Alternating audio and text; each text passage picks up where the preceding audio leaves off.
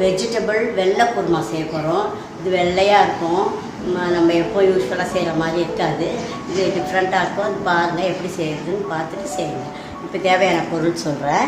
பெரிய உருளைக்கிழங்கு 2 கட் பண்ணி இந்த மாதிரி பெரிய பெருசாக கட் பண்ணி வச்சுருக்கேன்.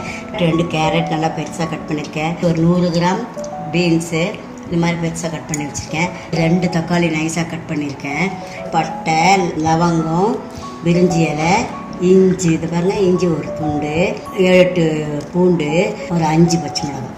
இவ்வளோத்தையும் இடிச்சுட்டு தாளிக்க போகிறோம். இடிக்கிறதுக்கு எதுவும் பாத்திரம் இல்லைன்றவங்க மிக்சியில் ஒரு ஓட்டிக்குங்க. தேங்காய், இந்த 1 கப் தேங்காய், முந்திரி பருப்பு 1/4 கப்பு, ஒரு 20 முந்திரி பருப்புக்கு இருக்குது. முந்திரி பருப்பு இது கூட தான் போடணும், அதனால் கூட போட்டிருக்கேன். பால் 1/2 கப்பு, தயிர் 1/2 கப்பு, கருவேப்பிலை, கொத்தமல்லி, வெங்காயம் 1 கப். இவ்வளோ தான் இதுக்கு தேவையான பொருள். வாங்க எப்படி செய்யலாம்னு பார்க்கலாம். இது பாருங்கள், அடுப்பத்தை வச்சு வானல் வச்சுட்டேன், கடாய் வச்சுட்டேன், அதில் எண்ணெய் ஊற்றுறேன். இது பாருங்கள், இடித்து எல்லாத்தையும் போட்டேன்.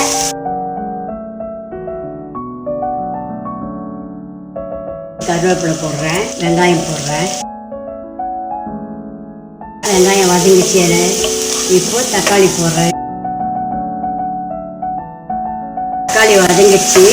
இதுலேயே உருளைக்கிழங்கு போட்டுடலாம். அதுலேயே பீன்ஸ் போட்டு ஒரு வதக்கிடுறேன். நிறைய பேர் இதில் போட்டால் வேகாதுன்ட்டு குக்கரில் போடுவாங்க. அதை விட இது நல்லா டேஸ்ட்டாக நல்லாயிருக்கும். கேரட்டும் போட்டுறேன். தேவையான அளவு உப்பு. காய் நல்லா வதங்கிச்சு, வேகட்டும். தண்ணி ஊற்றி கழுவிடலாம். வேக வச்சு காயை தண்ணியை ஊற்றி 5 நிமிஷம் வேகட்டும், மூடி போட்டுடுறேன். அது வேகிறதுக்குள்ள நம்ம தேங்காயும் முந்திரி பருப்பும் பேஸ்ட்டாக அரைச்சிட்டு வந்துடலாம். காய் வேக வச்சுருக்கேன். இப்போ திறக்கிறேன் பாருங்கள். நல்லா பாயில் ஆகிடுச்சு. பார்க்கறதுக்கு ரொம்ப நல்லா இருக்காங்க. இல்லை, மஞ்சத்தூள்லாம் போடக்கூடாது. மஞ்சத்தூள், மிளகாத்தூள் எதுவுமே கிடையாது. காரத்துக்கோ கலருக்கோ இது வெள்ளையாலாம் இருக்கணுன்றதால வெறும் பச்சை மிளகாய் ஒன்று தான் இடித்து போட்டோம் இல்லையா, அதுதான். தயிர் ஊற்றுறேன் 1/2 கப். 1 by 1 எல்லாத்தையும் போட்டு வேக வச்சோம்னா க்ளீனாக எல்லாம் வெந்துடும்.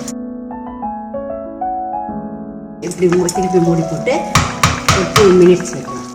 தயிர் ஊற்றி ஒரு கொதிச்சு, இப்போ ஒரு பால் 1/2 கப் வச்சுருந்தோம் இல்லையா, அதை ஊற்றி வேக வைக்கலாம். நான் இந்த 3 காய் தான் போட்டிருக்கேன். நீங்கள் உங்களுக்கு பிடிச்ச ப்ராக்கலி போடலாம் குழந்தைங்களுக்கு கொடுக்கறதுக்காக. அது இனிப்பாக தான் இருக்கும் அந்த குருமா, அதனால காரம் இருக்காது. அழகாக குழந்தைங்களுக்கு கொடுக்கலாம் ப்ராக்கலி போட்டு.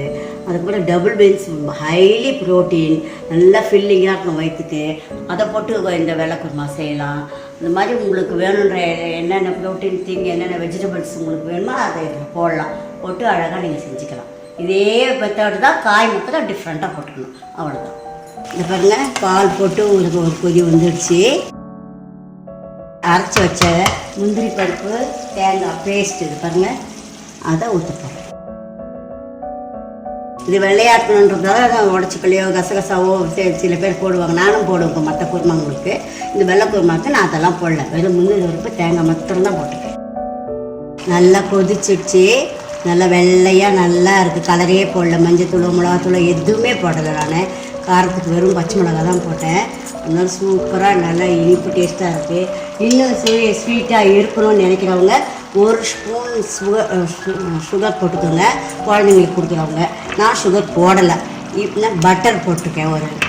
ஒரு ஸ்பூன் பட்டர் போட்டிருக்கேன். இந்த கொத்தமல்லியை தூவிருக்கேன். அவ்வளோதான், ஆஃப் பண்ண போகிறேன். வெஜிடபிள் வெள்ளை குருமா செஞ்சு முடிச்சிட்டேன். இது தண்ணியாக இருக்காது, திக்காக தான் இருக்கும்,